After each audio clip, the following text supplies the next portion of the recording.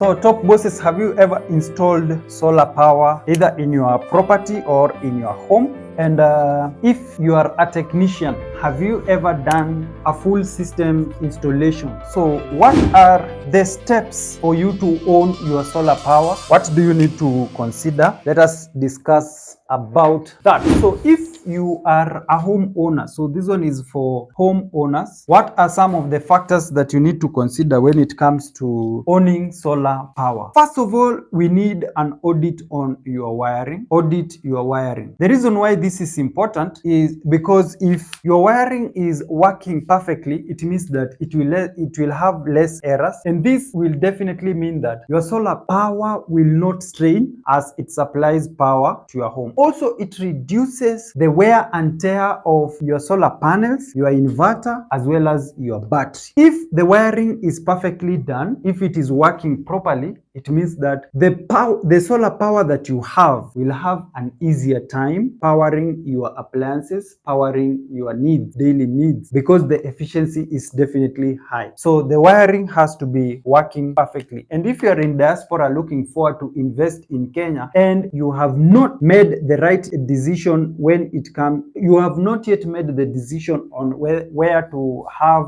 your land, factors such as the availability of power should not limit you, especially if you are looking to buy land in your place that is your preference. Do not be afraid of buying that land if power is the only thing that is limiting you, because you are able to go solar and power all your needs with your own power station or generation, which is solar. For homeowners, also another thing that you need to consider is the load. So the load encompasses your home appliances. So you need to understand your home appliances in terms of the power rate, or so this is the power rate, or in terms of watts, be it a microwave, how many times are they in use. So you need to factor in that. Another thing is definitely, so let's say you have factored in the appliances and the rate of the appliances and the number of time that they are in use. That will definitely help us to calculate the number of panels to be used. And first, before panels, we also need to factor in, very important, is the inverter size. So that will definitely help us to know the number of panels as well as the number of hours that the systems or the appliances are in operation. Matters a lot, isn't it? So we need to be very, very much considerate of that. So we also need to talk about another important thing which matters a lot, and definitely it is the size or the power rate that or the type of appliances. So you find that appliances that have or produce motion, produce heat, we need to consider them. Motion, these are definitely motors. So the question is, are these motors three-phase or are they single phase? Another thing, definitely if they produce heat, we are referring to heaters. You find that for you to size a system, you need to consider, like let's say a hotel. If in a hotel there is cooking that is going on or heating, so basically in the kitchen. Another thing is definitely a swimming pool. Is the swimming pool heated? And of course, there are pumps that are involved in there. It means that we need to also factor in motion producing appliances or loads. So that is where pumps come in. And even you find that in those setups, we also need cookers. So especially as we were talking about the kitchen or a restaurant or a hotel where we have cookers right there. We have the kitchen, a lot of these are mega loads. So why am I talking about that? Because that definitely dictates the size, the type of the type of your inverter. Not every inverter, regardless of the size, should be considered when we talk about these sizing, because if an inverter is either a low frequency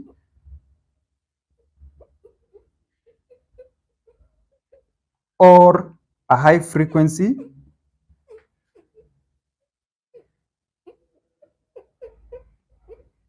so from your experience as a technician, for heaters, for motion producing loads, is it necessary to use a low frequency inverter or a high frequency inverter? Which is the most suitable inverter to use for loads that produce heat as well as produce motion? Top boss in the comment section, let me know.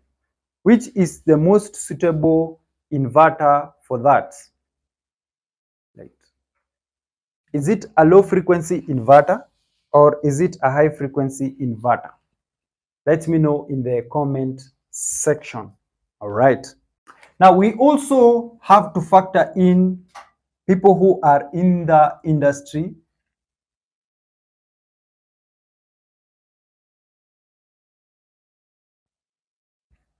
So if you're in the industry or basically business, so let us just write business here. So you find that if you have a large scale industry, the first question is the time. Number two, peak loads or peak load time. Why is that important? So that we can know when is the appropriate time in a day when the load is actually fully used. All right, so that we can know if, for instance, it is during the day, we definitely need to consider more solar panels so that the sun that is harnessed will go directly to support this load. So that during the day, if that is when there is a peak load connection, we need to have more solar panels, and we also need to consider the inverter type as well as the inverter size, right? The type of the inverter as well as the size of the inverter. So if for this case we have a very big load, the solar panels through the inverter are able to directly power the loads. And definitely if we are talking about the load which definitely draws a lot of current, it means that this inverter has to support that load, and especially during the day. Now, if it is during the night, we now shift our attention to the battery, because at night we don't have the solar or the sun. Let me just, so that is what we definitely refer to as so let's say it is at night or cloud, there is cloud cover or days of autonomy where we go with, like, let's say 2 days in a week where we don't expect to have much cloud cover, I mean much sun. So for this, the sun is not the sunshine is not sufficient on the solar panels, because the sun is always there. It is affected, the sunshine is the one that is affected by the clouds. So it means that if at night we still need to run the machines, the motors for the industries, for production purposes, we definitely must shift our attention to the battery. What is the size of the battery? All right. Is the battery able to store enough power when the solar panels are charging it? That is one thing that we need to really focus on. Okay. Another thing, the cloud cover, so that during the day, if the cloud cover is too much, it means that it will affect the battery charging potential, not potential. It will affect the charge on the battery. If let's say by evening we have 30% remaining on the battery capacity, it means that it will affect the performance, especially if that battery is used or relied upon during the night production time. So we cannot fully rely on the battery to produce power, right? So what we need to do is to ensure that the solar panels or the size of the panels is increased, as well as the size and the number of panels. So that means the quantity and the quality of power has to be stepped up, so that with the little amount of sunlight that is available, the battery, number one, has to be filled to capacity, so that by evening the battery is at 100%. And then the other question will be, will this 100% or the capacity of the battery be able to sustain the night shift operation all the way until morning before sunrise? And so for this case here, I'm definitely, as you may know, considering what we refer to as an off-grid setup for the industries or for heavy commercial, off-grid for heavy commercial. And so you find that the initial cost for this solar installation is way expensive, but in the long run, it will save on a lot. Now, we know about tariffs when it comes to commercial setup. People who are in commercial setting, their tariff is very, very high compared to domestic setup. So you find that if you are paying for electricity, the cost of a unit in commercial setup is not the same as domestic. So there is a need for you to go solar, because it will save on a lot if you are an industry player. So my top boss, just to recap what we've been talking about today, is that homeowners are able to save on a lot of power bills, just like we were discussing.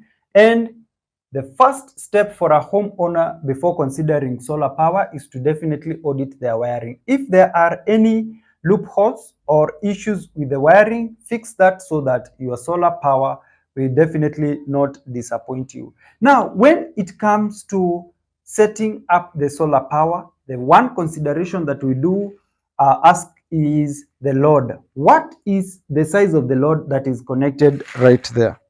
So we need to ensure that we know the appliances that will be connected, number one. Number two, we need to know what are the power consumption or the power rates or the wattage in short. If it is a refrigerator, if it is an iron box, is it 1 kilowatt? Is it 1.2 kilowatt? All of that, we need to work out the total consumption of these appliances. Number two, hours in operation of those appliances, so that we can estimate the load consumption or the amount of power consumption in that home. We can also understand what the customer pays in terms of electricity tokens. That will help us to calculate backwards to know from the amount that they are paying in terms of token consumption per month, and then work out the correct system that will be able to support that home or that house. And it is important for you to understand this. Also, if you are prospecting that in future you will be able to upgrade your system or you will have more power needs, you need to communicate that with the electrician or the technician that is calculating the solar power that you need. At Top Heights Electricals and Electricians, we help our clients, whether you are in diaspora in a different country, we help you come up with the correct size so that you don't make any mistake. And we even give you a quotation and we go into detail so that your technician, regardless of where you are, will be able to implement. We will also be in contact with your technician to ensure that this system is implemented. Of course, at a fee that we charge if we are not the ones that are executing the project for you. But if we are the ones that are executing the project, we will help you all the way until we arrive at a system that will help you. Now, an inverter type and an inverter size is very important so that you are able to understand which is the suitable inverter to support the needs that you have. It doesn't matter whether you have heaters, cookers, motion producing appliances such as motors. Even if you have a swimming pool which is heated, solar power is able to supply that. Shifting gears to people who are in the heavy commercial or the industry, if you have a business that definitely runs 24/7, can solar power support that system? The answer is yes. So what we also consider is the time, right? Now, here we consider the load that you have. The time is definitely tied to the operation. Do you have heavy operation during the day, or is it during the night, or both? Now, we will consider the number of panels, especially when it comes to during the day. If your operations are limited to daytime, we definitely have to step up the solar panels that you require so that we maximize on the sunshine that is harnessed by the solar panel so that it is able to supply power to all the loads. Another important thing is the inverter type as well as the inverter size. We normally talk about high frequency, low frequency inverters, especially for industry players who produce a lot of heavy motion or movement in the production chain. So that is very important. And for us here at Top Heights and Electricals and Solar, we assist our clients even in the commercial setup or in the industry or manufacturing setup to come up with the correct solar power system that will be able to help them achieve maximum profits even when it is at peak. That is peak load. We definitely come up with a system that will help you. So we factor in the battery size. Even if it is at night, the battery is able to assist you continue with the production. So let's say during the day you are relying on solar. The solar panels are able to power your manufacturing or production needs and at the same time charge your battery to 100%. So when it is in the evening or at night, the battery starts at 100%, is able to power the needs during the night, and even in the morning, the battery is not emptied completely. Maybe it is at 30% or even 50%, and during the morning or the sunrise, now the sun is able to peak again. We also calculate what we refer to as days of autonomy. We give you an allowance, assuming that we give an allowance of 2 days of total cloud cover. Will that system continue to power your needs on an off-grid setting? If the answer is yes, it means that you will save on 100% when it comes to power bills. So we don't want you to pay for any bills if you decide to go off-grid solar. Another important thing for you to note, my top boss, is that at Top Heights Electricals and Electricians, we have partners in the commercial, we have partners in the banking industry. So we have partnered with the banks. We have also partnered with other financial institutions such as SACCOs to ensure that we lend. And we also have another agreement with banks that are able to lease this system for you, especially if you are in the commercial or production setting, so that they lease the solar power so that you are able to gauge, is this worth it? If you're not able to continue or you want to upgrade the system, the banks will repossess the system and allow you to upgrade. All right. And even after paying, you decide that you want to fully own the system, there is a fee that you pay and you own the full set of this solar power so that you are able to continue using it. I will definitely appreciate you giving it a thumbs up. And if you have any question that you need to ask, let me know in the comment section. And also remember the question that I already asked, which is right here. If, for instance, you have a 6 kilowatt inverter and you have a 10 kilowatt hour battery, what are the number of panels that you require? What is the specs of those panels, my top boss? And this we are discussing about a setting, a domestic setting or a family setting where we have the normal home appliances. Let me also know in the comment section and I will appreciate that. Thank you so much for watching. Thank you so much for tuning in. If you have not subscribed to our channel, please go ahead and do so and subscribe so that you don't miss any of the episodes that are coming up. My name is John Gatehi and this is Top Lights Electricals and Solar. Goodbye for now.